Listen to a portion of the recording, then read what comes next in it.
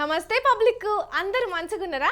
City మరి చూసేటోళ్ళ కోసం మంచి మంచి వార్తలు పట్టుకొచ్చినాం కాబట్టి మన ఛానల్ మారవకుండా వార్తలు పురాగా వచ్చేదాకా చూస్తూనే ఉంటుండ్రి. ఇద్దరు దోస్తులు కలిసినా లేకుంటే బయటికి పోయినప్పుడన్నా ఏమన్నా తినాలనిపిస్తే ముందుగా యాదికొచ్చే ఐటమ్ ఏంటిదని ఎవ్వరిని అడిగినా టక్కున చికెన్ బిర్యానీ అనే అంటారు. అవు మరి చికెన్ బిర్యానీ అంటే ఎవ్వరికన్నా అంత పాయరం ఉంటుంది. ఇన్నొద్దులు బయటికి పోయినప్పుడే తిందురు కానీ ఇప్పుడు పట్నం జనాలు మాత్రం ఆర్డర్లు పెట్టుకొని మరీ తింటున్నారు. ఇక దాంట్లో కూడా మనోళ్ళు రికార్డులు కొట్టిర్రు. మరి ఆ ముచ్చట్లేందో పురగార్చుకుందాం పాండ్రి.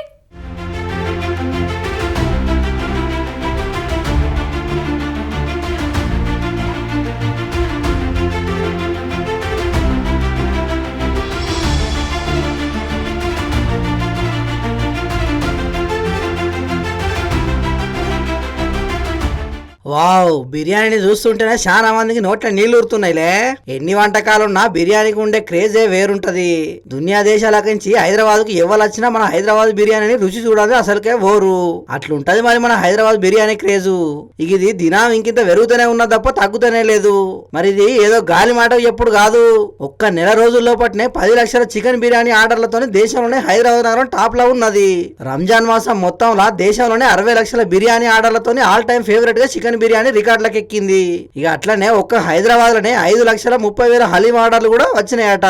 ఈ వివరాలన్నీ ఆన్లైన్ లో ఫుడ్ డెలివరీ చేసే స్విగ్గీ బయట పెట్టింది. రంజాన్ కాబట్టి ఈ నెల ఇదివరకటి కంటే 15% అమ్మకాలు పెరిగినాయట. మార్చి 12 నుంచి ఏప్రిల్ 8 తేదీల మధ్యన స్విగ్గీలో దేనికి ఎన్ని ఆర్డర్లు వచ్చినాయనే దాన్ని ఇప్పుడు బయట పెట్టింది. రంజాన్ నెల కాబట్టి ఇఫ్తార్ యాల్లో సాయంత్రం 5:30 నుంచి 7 గంటల మధ్యలో 34% ఇఫ్తార్ ఆర్డర్స్ పెరిగినట్టు చెప్పింది. అంటే ఉపవాస దీక్ష విరమణ కోసం పట్నం జనాలు ఎక్కువ మటుకు ఆన్లైన్ ఆర్డర్ల మీదనే ఆధారపడ్డట్టున్నదని ఈ వివరాలను బట్టి తెలుస్తున్నది. ఈ ఆర్డర్లల్లా చికెన్ బిర్యానీ, మటన్ హలీము, సమోసా, ఫలూదా, కీరు టాప్ ప్లేస్ లో ఉన్నట్టు చెప్పింది. ఆన్లైన్ ఆర్డర్లల్లా ఇక మన హైదరాబాద్ తర్వాత ముంబై, కోల్కతా, లక్నో, భోపాల్ నగరాలలో కూడా ఆర్డర్స్ ఎక్కువనే వచ్చినాయట. మరి ఆన్లైన్ అంగట్లో కొనుక్కొని తినేటోళ్ళే ఇంతమంది ఉంటే ఇక డైరెక్ట్ హోటళ్లు, రెస్టారెంట్లో పోయి తినేటోళ్ళు ఎంతమంది ఉండాలో చెప్పుండ్రి. అంటే ఈ లెక్కన బిర్యానీ ప్రియులు మాత్రం దినం పెరుగుతూనే ఉన్నారు అన్నట్టు. మరి పబ్లిక్ మీరు కూడా మీకు నచ్చినట్టు బిర్యానీలను తినుండ్రి. మన బిర్యానీ రికార్డులను ఎప్పటికప్పుడు తిరిగి రాయుండ్రి, సరేనా?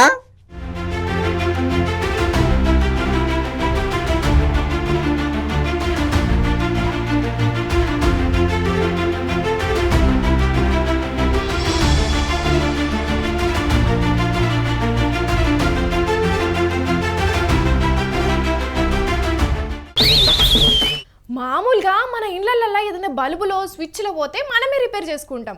చిన్న చిన్న వాటికి ఎలక్ట్రీషియన్ పిలువం. కాకుంటే కొంచెం అటిట్ అయ్యి వైరు కొంచెం తగిలిన జల్లుమంటది. ఇళ్ళల్లో కరెంటుకు మనిషికి ప్రాణాపాయం కాకుండా జర్ర పరేషన్ మాత్రం అవుతుంది. ఇక ట్రాన్స్ఫారం కాడనో ఇంకా వేరు మెయిన్ తీగల కాడనో అయితే పెద్ద పరేషన్ కథే ఉంటుంది. కాకుంటే గీడు అన్న కరెంటుతోని ఎట్లా ఆడుతున్నాడో చూడుండ్రి.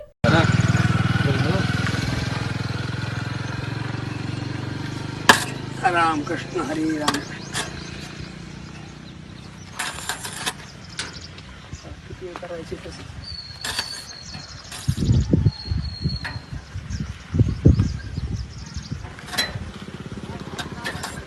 వాయమ్మో, ఇదేందయ్యా ఇది? ఈయన అసలు మనిషేనా లేకుంటే ఇంకేమన్నా రోబోనా? కరెంటు దగ్గరికి పోతూనే ఒక్కొక్కరికి జల్లుమంటది. అసొంటిది ఏకంగా ఫ్యూజ్ వైర్ను చేతుల్ని పట్టుకున్నాడు కదా. ఏం గింత జంకు బొంకు లేకుండా ఫ్యూజ్ వైర్ను ఆ ఎలక్ట్రికల్ బోర్డు లోపల పెట్టిండు. చుట్టూ ఉన్న జనాలు పరిశాన్ అవుతున్నారు కానీ ఆయన మాత్రం నిమ్మలంగానే వైర్తోని ప్రయోగాలు చేసిండు. కరెంటు వైర్ని ముట్టుకున్నా ఆయనకు షాక్ రాకపోయే వరకు దాన్ని చూసిన వాళ్ళు షాక్ అవుతున్నారు. వామ్మో, కరెంటును ముట్టుకున్నా షాక్ వస్తలేదంటే ఈయన బాడీలోనే కరెంటు ఉందనుకుంటా అని ఓగలు. ఇప్పటి సంది తన్ని పవర్ మ్యాన్ అని పిలవాలని ఓగలు.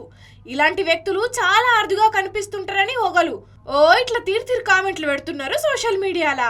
మరిగా పబ్లిక్ ఆయన శరీరంలో ఏదో ప్రత్యేక లక్షణం ఉన్నది కాబట్టి అతనికి ఏమైతలేదు కావచ్చు కానీ మీరు మాత్రం ఇసొంటి ప్రయోగాలు చెయ్యకుర్రి, లేని పరిశానలు పడకుర్రి. ఏమంటున్నాం, సరేనా?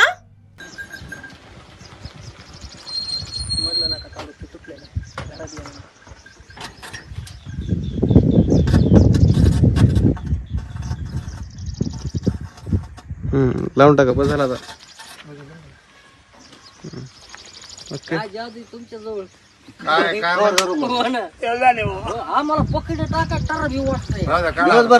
बस झाला आता, बस झाला, चला. చిన్నప్పుడు మా ఊరి దగ్గర లక్ష్మీ నరసింహస్వామి జాతర మస్తు ఘనంగా జరుగుతుండేది. నేను ఎక్కడున్నా జాతరలకు మాత్రం ఖచ్చితంగా అక్కడికి పోతుండేది. జాతర జరిగినన్ని రోజులు మా దోస్తులందరం కలిసి జాతర కాడ మస్తు ఎంజాయ్ చేసేది. వార్తలు చెప్పమ్మా అంటే ఏమో చిన్నప్పటి ముచ్చట్లు చెప్తున్నవేందని గరానికి రాకుండ్రి. ఇగో ఈ జాతర ముచ్చట చూసినాక నాకు నా చిన్ననాటి రోజులు యాదికొచ్చినాయి. గందుకే చెప్పినా కానీ సరే మరి మీరైతే ఆ జాతర గురించిన వార్త వస్తా అంది చూడుర్రి. కుప్పగూలింది కదా రథం. భారీ ఎత్తున ఉన్న ఈ రథం చూడనీకి బందోబస్తే ఉన్నది గాని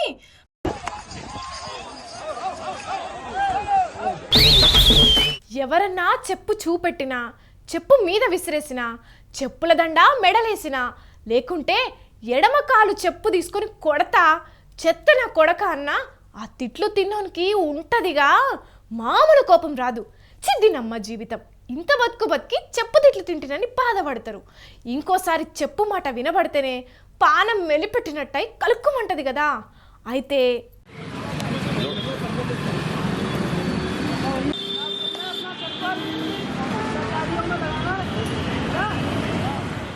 అయ్యో అన్నంత పని చేసిండ్రు కదా, ఇంతసేపు చెప్పు చెప్పులు చెప్పుల దండ అన్నారు. పాపం లీడర్కు ఎవరో చెప్పుల దండ వేసిండ్రు. అయినా ఏం ఫీల్ కాకుండా చెప్పు దండకు తోడుగా మెడల ఇంకో పూలదండను వేసుకుని తిరుక్కుంటా దండం పెడుతున్నాడు.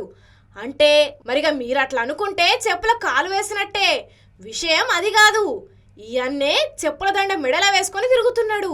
అరే ఇదేం ఇచ్చంత్రం, 100 రూపాయలు పెడితే పూలదండ వస్తుంది. అసొంటిది పోయి పోయి గిదేం కథ అంటే ఉత్తరప్రదేశ్లో అలీగఢ్ నుంచి లోక్సభకు ఇండిపెండెంట్గా పోటీ చేస్తున్న ఈ కేశదేవ్ అనే అన్నకు చెప్పు గుర్తు వచ్చిందట. అందుకే తన గుర్తును అందరూ గుర్తు ఉంచుకొని ఓటు వేసేందుకు ఈ ఉపాయం చేసిండట. అట్లని చెప్పులతో దండ వేసుకొని తిరుగుతున్నందుకు నాకేం నామూషి లేదు. నా గుర్తును నేను మెడల వేసుకుంటే నాకే మంచిది.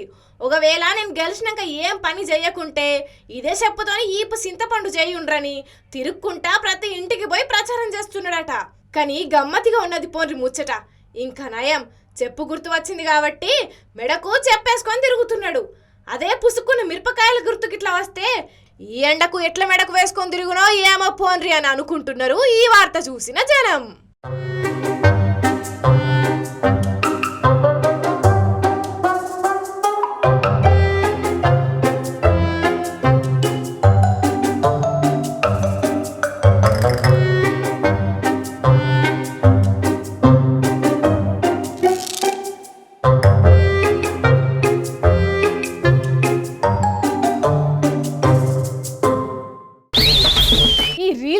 గుండా ఎక్కడ చూసినా ఎవరిని చూసినా రీల్స్ చేసుకుంటూనే కానొస్తున్నారు. ఓ పూట బువ్వ తినకుండా బతుకుతారు కావచ్చు కానీ రీల్స్ చేయకుండా మాత్రం అస్సలకే ఉండలేకపోతున్నారు. అట్లా తాజ్మహల్ కాడ కొందరు రీల్స్ చేస్తుంటే ఏం జరిగిందో చూడుర్రి.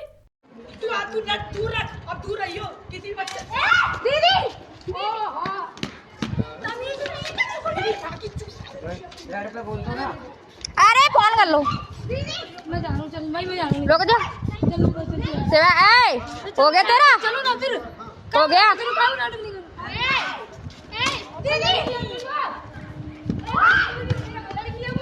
కొంతమందికి రీల్స్ పిచ్చి బాగా ముదిరిందుల్లా. ఏడగింత సంత దొరికితే చాలు రీల్స్ చేసుడు, సోషల్ మీడియాలో పెట్టుడు. ఈ నడుమ ఇదో ఫ్యాషన్ అయింది. లైకుల కోసం, ఫాలోవర్ల కోసం ఏదైనా చేస్తున్నారు కొందరు. బేకారు పనుల కాడి నుంచి మొదలు పెడితే ప్రాణాలకు తెగించే పనుల దాకా దేనికైనా వెనక ముందు చూస్తలేరు. అట్లా వీళ్ళు తాజ్మహల్ దగ్గర రీల్స్ చేస్తున్నారు. వాళ్ళు రీల్స్ చేసేది చూసి తాజ్మహల్ దగ్గర రీల్స్ చేయొద్దు అన్నందుకు సిఐఎస్ఎఫ్ పోలీసునే తన్నిండ్రు వాళ్ళు. అంటే రీల్స్ కోసం ఎంతకు తెగిస్తున్నారో చూస్తున్నారా? గిసొంటి పనులు చేస్తే పోలీసులు ఊకుంటారా? మరి కేసు రాసి పట్టుకపోయి లోపటెత్తారు. ఒక్క తాజ్మహల్ కాడనే కాదు, మన కాడ కూడా ఇసంటోళ్ళు బగ్గనే మోపైతున్నారు. కాబట్టి ఇట్లా పిచ్చి శాతాలు చేసేటోళ్ళు జర ఇప్పటికైనా భయంతో మెదులుండ్రి. లేకుంటే మీరు కూడా గిట్లని తిప్పలు పడే పరిస్థితి వస్తుంది. కాబట్టి జర పైలం మరి. ये लात मारेगी। 112 नंबर लगा। ये लात फोन का इसका, फोन का 112 लगाओ। फोन 112 पे फोन लगा। फोन मिलेगा। हाँ कॉल में आ रहा है अभी, वही मिलेगा कंट्रोल में फोन। फोन अभी कंट्रोल में मिलेगा, जेल में मत आते। చాలా మంది లోపల పరిస్థితులను బట్టి పక్కులకు సాయం చేసే గుణం ఉంటుంది. ఇక సాయం మనుషులకే కాదు మూగజీవులకు సుతం చేస్తుంటారు కొందరు. అట్లనే గీడో కాడ ఒక పిల్లి అపాయంలో పడ్డదని తెలిసి కొంతమంది దాన్ని కాపాడనికి పోతే పాపం ఏం జరిగిందో చూడుండ్రి.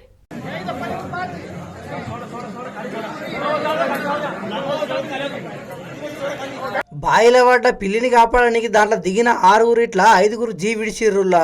మహారాష్ట్రలో ఉన్న అహ్మద్ నగర్ జిల్లా నివాస తాలూకా వకాడి గ్రామంలో జరిగింది ఇది. పశువుల వ్యర్థాలతో నిండిన ఓ పాడుపడ్డ బాయిని బయోగ్యాస్ కోసం వాడుతున్నారట. ఇక అదే బాయిలా పిల్లి పడే వరకు దాన్ని కాపాడడానికి అక్కడ ఉన్న వాళ్ళు మస్తు ప్రయత్నం చేసిరట. ఆఖరుకు ఒక వ్యక్తి పిల్లిని కాపాడినందుకు నడుము తాడు కట్టుకుని బాయిలో దునికిండట.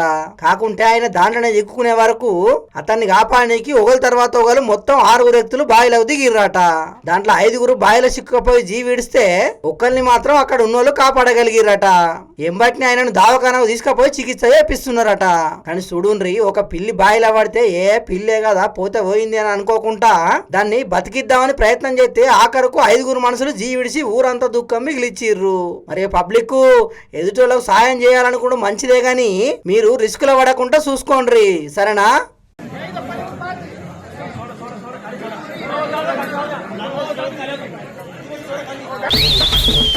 ఈ ఏడాది ఎండాకాలంలో తాగునీళ్లకు బగ్గ కరువొచ్చిందని దినాం చెప్పుకుంటూనే ఉన్నాం. తాగునీళ్ళ కోసానికి చాలా గ్రామాల జనాలు మస్తు అవస్థలు పడుతున్నారన్న వార్తలు కూడా మనం చూస్తూనే ఉన్నాం. నీళ్ళ తిప్పలు తీర్వాలని పబ్లిక్ ధర్నాలు చేసిన వార్తలు కూడా చూస్తూనే ఉన్నాం కదా. నీళ్ళ కోసానికి జనాలు గింత గోసపడుతుంటే గీడ చూడుర్రి కథ ఎట్లున్నదో.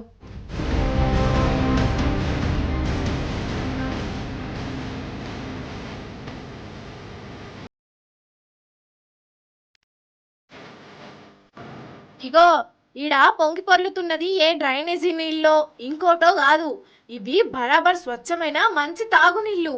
అవునుల్లా, తాగునీళ్ళే ఇట్లా వృధాగా పోతున్నాయి. అది కూడా ఎక్కడో కాదు, హైదరాబాద్లున్న ఉప్పల్ సర్కిల్ 2లా.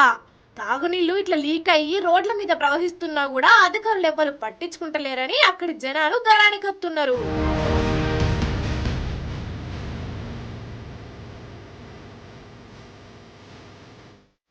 కంటిన్యూస్గా పోతూనే ఉన్నాయి.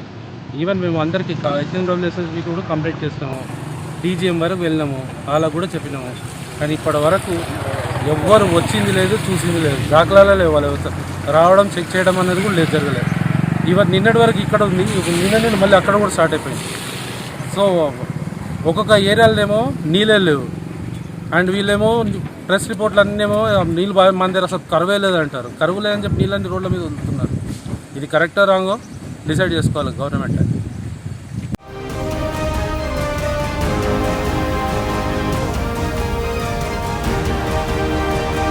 ఓ దిక్కు నీళ్లు లేక జనాలు అల్లాడుతుంటే ఇంకో దిక్కు నీళ్లను వేస్ట్ చేస్తున్నారు.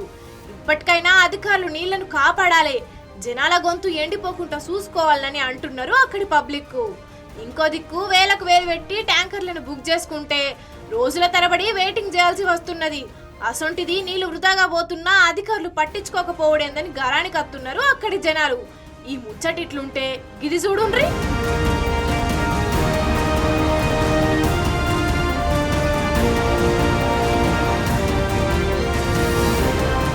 జెన్పాక్ రోడ్, ఇది ఉప్పల్లో జెన్పాక్ రోడ్, ఇది స్టేడియం కూడా పోతుంది ఈ రోడ్. ఇది ఉప్పల్ డివిజన్, ఉప్పల్ డివిజన్. ఇంకోటి ఏంటంటే ఇది ఒకటి TSIIC అండ్ GHMC ఈ రెండింటి మధ్యలో వస్తుంది.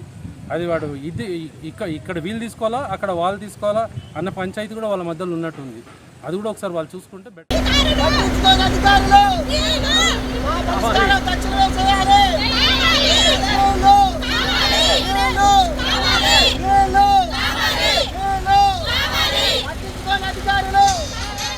నీళ్లు లేక అరిగోస పడుతున్నామని చెప్పి ములుగు జిల్లా మూకునూరుపాలెం జనాలు భద్రాచలం వెంకటపురం రోడ్డు మీద ఖాళీ బిందెలతోని రాస్తారోకో చేసిర్రు. తాగునీటి సమస్యను ఎంబటిని పరిష్కరించాలని చెప్పి పెద్ద ఎత్తున నినాదాలు చేసిర్రు. నీళ్ల కోసానికి కూలీ పనులకు పోకుండా ఇంటికన్నే ఉండాల్సి వస్తున్నదని గరానికి వచ్చిర్రు.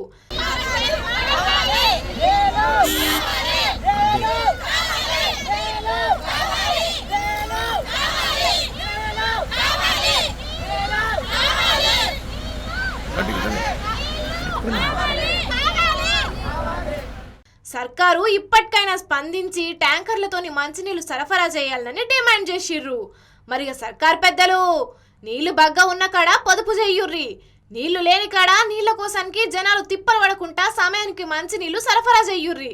లేకుంటే 2 చోట్ల నుంచి కూడా సర్కార్ మీద వ్యతిరేకతనే వస్తది కాబట్టి జర చూసుకోండ్రి.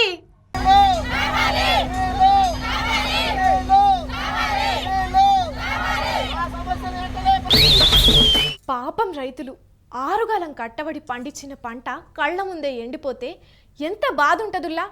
పంటలు వండించి లక్షల కోట్లు సంపాదించేది ఏం లేదు కానీ రైతులకు పంటలు వండించుడు తప్ప వేరే పని ఏం తెలియదు కాబట్టి ఎన్ని మాటలు నష్టపోయినా అదొక్క పని మాత్రమే చేస్తారు. కాకుంటే పంటను కాపాడుకోనికి ఎన్ని తిప్పలైనా పడతారు. ఇగో గిడ నీళ్ళ కోసానికి రైతులు ఏం చేసిర్రు చూడుర్రి.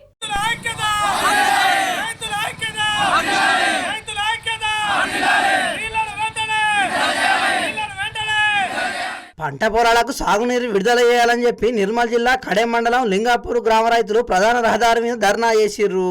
సకాలంలో సాగునీరు అందక పంటలు ఎండిపోతున్నా అధికారులు పట్టించుకుంటలేరని రైతులుగా రానికొచ్చిర్రు.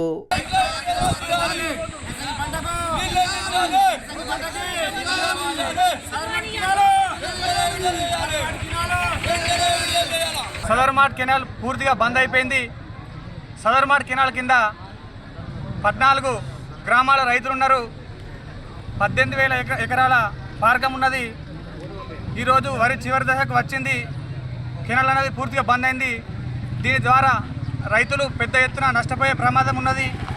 కాబట్టి అధికారులు స్పందించి ఈ యొక్క సంవత్సరము పూర్తి స్థాయిలో వర్షాలు పడ్డ 2 పంటలకు నీరివ్వడంలో ప్రభుత్వం పూర్తిగా విఫలమైందని తెలియజేస్తున్నాము. సదర్మాట్ కాలువ కింద సాగయ్యే పొలాల కోసం నీళ్లను ఏప్రిల్ 1వ తారీఖు నాడే నిలుపుదల చేసిరట. అప్పటి సంది నీళ్లు రాకపోవట్లా పొలాలు ఎండిపోయే పరిస్థితి ఉన్నది. కాబట్టి ఇరిగేషన్ శాఖ అధికారులు స్పందించి ఎంబటినే నీళ్లు విడుదల చేసి పంటలను కాపాడాలని అక్కడ రైతులు డిమాండ్ చేస్తున్నారు.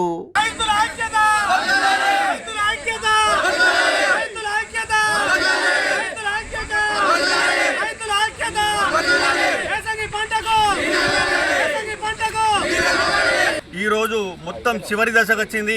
ఎకరానికి ఒక 20,000 వరకన్నా నష్టపోయే అవకాశం ఉన్నది. ఇది ఏది ఒక 10 అంటే 2 తల్లు లేదా 3 తల్లు ఒక 15 రోజుల వరకు నీళ్ళు ఇవ్వగలిగితే రైతులందరినీ ఆదుకున్న వాళ్ళు అవుతారు. 2 రోజులు లేదా 3 రోజుల్లో నీళ్లు రిలీజ్ కాకపోతే మేము రావడానికి అవసరం లేదు, మేము నాయకులం ఉండాల్సిన అవసరం లేదు. రైతులే వచ్చి మిమ్మల్ని ప్రతి ఒక్కరిని మిమ్మల్ని చాలా నిర్బంధించి ఇబ్బంది పెడతారని నేను హెచ్చరిస్తున్నాను. ఎనికటి రోజుల లెక్కనే రైతులు సాగునీటి కోసానికి కూడా ఉద్యమించే రోజులత్తే సర్కారు ఏం చేస్తున్నట్టు ఏం కథ? అయ్యా ఇరిగేషన్ శాఖ మంత్రి ఉత్తమ్ కుమార్ రెడ్డి సారు, రాజకీయంగా బీఆర్ఎస్ పార్టీతోని మీకు ఏమున్నా మీరు కొట్లాడుకోరు కానీ రైతులకు మాత్రం సకాలంలో నీళ్ళు ఇచ్చి పంటలను కాపాడుండ్రి. 1వ తారీఖు నుండి మాకు నోట్లకు వచ్చిన పంట ఇప్పటి వరకు నీరు అందించలేకపోతున్నారు. మరి నీళ్ళని ఎటు మళ్ళిస్తున్నారు? మాకు నోట్లకు వచ్చిన పంటకు నీరు అందించకపోతున్నారు. మాకు ఒక 45 రోజులు నీరు అందిస్తే మా పంట మాకు చేతికి వస్తుంది. కావున దయచేసి నీరును వెంటనే విడుదల చేయాలని డిమాండ్ చేస్తున్నాము. లేకుంటే కొన్ని వేల ఎకరాల పంట నష్టపోయే ప్రమాదం ఉన్నది. కాబట్టి జర రైతులను గోసవుచ్చుకోకుండ్రి. ఏమంటున్నావు?